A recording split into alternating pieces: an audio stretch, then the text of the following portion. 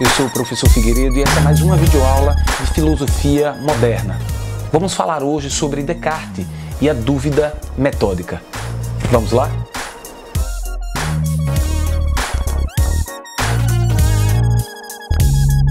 Antes de adentrarmos na temática de hoje, eu gostaria de lembrar, junto com vocês, da última aula de filosofia moderna, cujo tema foi as bases da ciência moderna.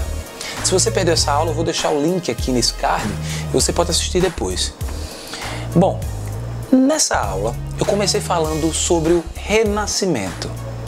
Sim, do período histórico conhecido como Renascimento. Mais especificamente eu falei do humanismo renascentista, onde havia uma valorização do ser humano e de seus atributos como a razão e a liberdade. Falei também da teoria heliocêntrica, defendida por Copérnico. Era uma teoria astronômica que defendia que o Sol seria o centro do universo. Era uma ideia inovadora para a época, inovadora e perigosa, porque a Igreja Católica defendia o contrário, defendia o geocentrismo. Eles defendiam que a Terra era o centro. Uma prova desse perigo foi o próprio Galileu.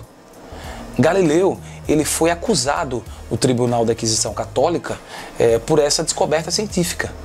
Galileu, ele desenvolveu um instrumento capaz de observar os astros, o que comprovava a teoria heliocêntrica. Isso que Galileu fez foi trazer um método matemático experimental para o campo da ciência. E isso foi uma inovação muito grande. É o que nós chamamos das bases da ciência moderna. E na aula de hoje nós vamos nos concentrar num pensador que vai ser um representante de peso para as definições da modernidade, que é o René Descartes.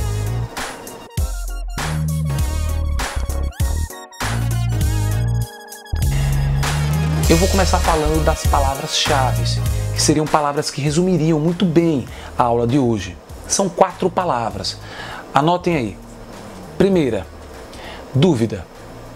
Segunda, cogito. Terceira, racionalismo. E quarta, método. Até o final da aula vocês vão entender o porquê dessas palavras serem consideradas palavras-chave e como elas resumem muito bem tudo que vai ser exposto nessa aula. Bom, René Descartes. Descartes ele vai ser um filósofo muito importante dentro da historiografia filosófica. Ele nasceu no finalzinho do século XVI, portanto, o auge intelectual dele vai ser no século XVII. E ele nasceu no seio de uma família burguesa, uma família que tinha condições, na França. Ele era um filósofo francês. Esse nascimento no seio da burguesia vai garantir a ele uma educação de qualidade para a época. Vale lembrar que a educação dele é uma educação quase medieval mesmo. Eles chamavam de formação tomista aristotélica. Bom, o importante aqui é saber que ele se decepcionou com essa formação. Mas o que teria frustrado Descartes? Qual seria o motivo dessa frustração cartesiana? Quando eu falar cartesiano aqui, é tudo que está relacionado ao Descartes. Então vocês já estudaram Descartes em outra disciplina. Plano cartesiano. Estão lembrados? Pois é, o Descartes também era um matemático. Foi um matemático muito importante. Mas o que teria frustrado o Descartes na sua formação ou na sua educação? Bom, segundo ele, é que haveria muito engano no que ele tinha aprendido.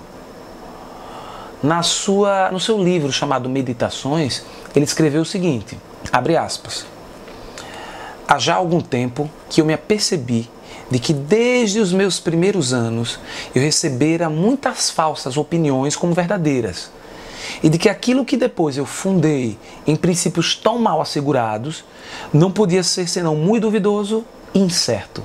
Fecha aspas. Nós já estamos falando da primeira palavra-chave, da dúvida. Eu vou tentar exemplificar aqui. Vocês lembram de Galileu, né?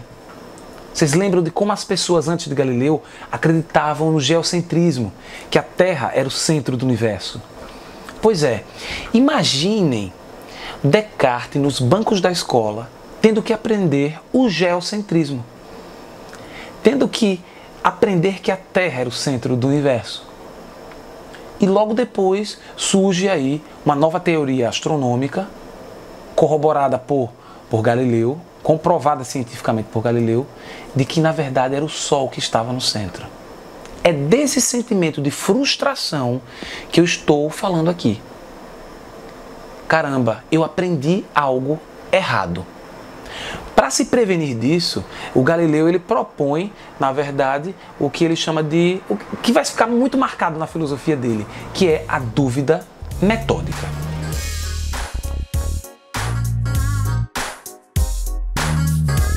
Veja, uma ideia falsa, ou incerta, ou algo incerto, ele não pode ser o fundamento de uma boa explicação. Ou seja, você não vai explicar algo começando com a mentira, ou com algo falso.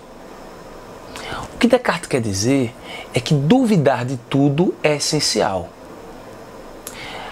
É óbvio que você não precisa ficar examinando cada opinião, isso é verdadeiro, isso é falso, porque isso seria um trabalho infinito. Descartes então diz que é preciso atacar, ou melhor, duvidar das ideias bases.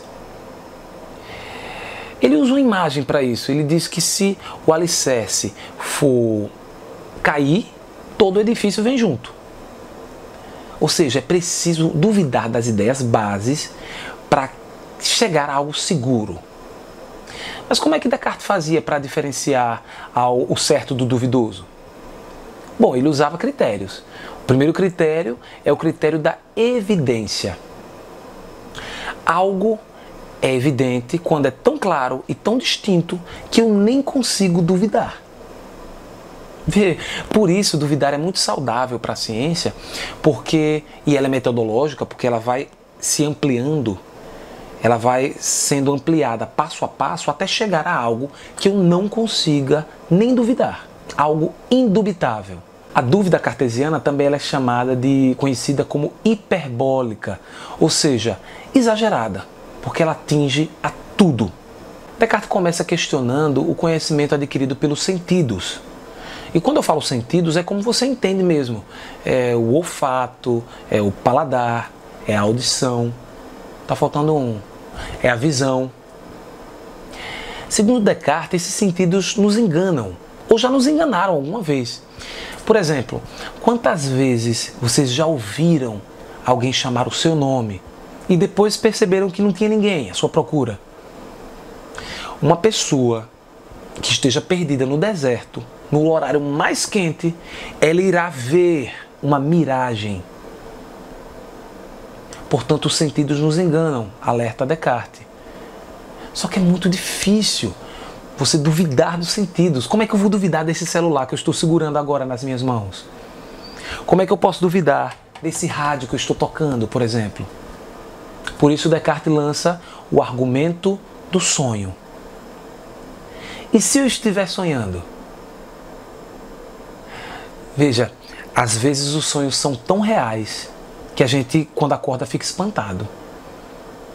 Quando você tem um pesadelo, por exemplo, o seu corpo reage da mesma forma que se você realmente estivesse correndo perigo.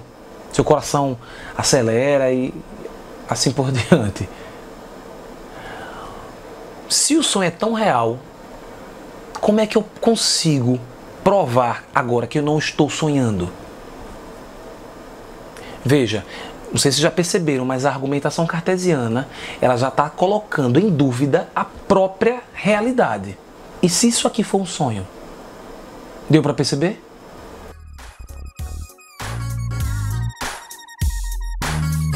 Depois disso, Descartes radicaliza mais.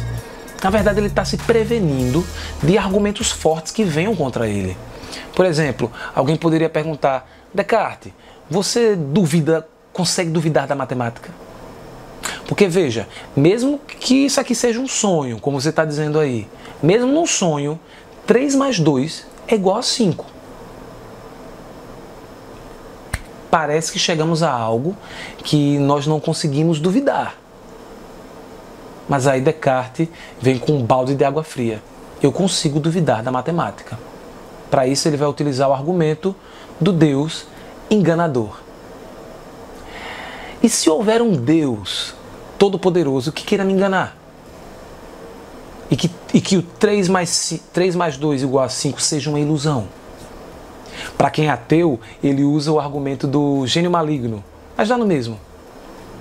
E se houver um gênio maligno que esteja me iludindo nas formas matemáticas? Veja, aonde Descartes quer chegar com isso? Ele quer que você esteja mergulhado nessa dúvida hiperbólica para que sua mente seja forçada a chegar a algo certo, seguro. Mesmo eu duvidando dos sentidos, mesmo que isso aqui seja um sonho, mesmo eu conseguindo duvidar da matemática, existe algo que eu não consigo duvidar. E ele chega a isso, Descartes chega a essa evidência, a algo claro e distinto. E eu vou ler agora um pequeno trecho para vocês do que ele disse. Abre aspas. Eu então, pelo menos, não serei alguma coisa? Mesmo duvidando de tudo ou sendo enganado, eu sou algo. Um ser que duvida.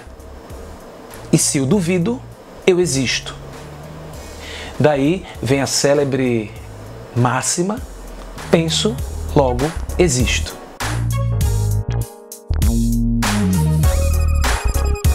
Penso, logo existo, em latim, é cogito ergo sum. A única verdade, livre da dúvida, é de que ele pensava. Portanto, o cogito, o eu penso, é o nascimento do sujeito do conhecimento. É o sujeito moderno, alguns diriam. O ser pensante é priorizado na filosofia de Descartes. Portanto, é uma visão, uma concepção racionalista que nós estamos analisando aqui.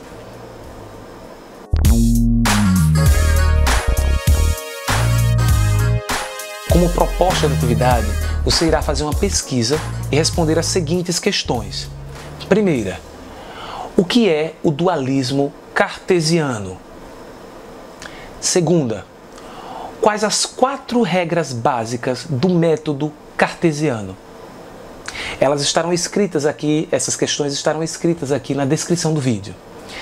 Se você chegou até aqui, dê o like nesse vídeo, siga o canal e até a próxima. Tchau!